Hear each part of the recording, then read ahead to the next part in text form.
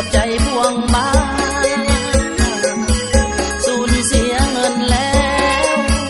ต้องมาสูญเสียน้ำตา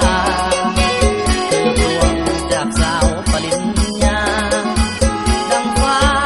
ผ่าลงให้ตาย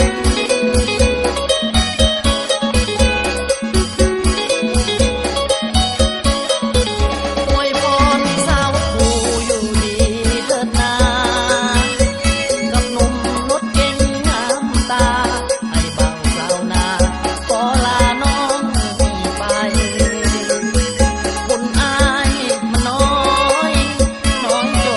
จนบ่สมสาววัยอกหักครั้งนี้หวั่นไหวหักน้องเต็มใจบ่สมสาว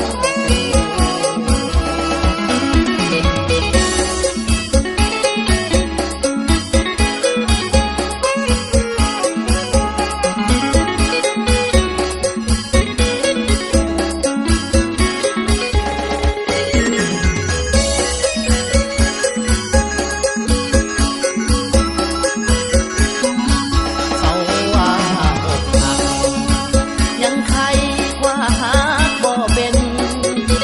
ครั้งนี้มันแสนลำเค็ญได้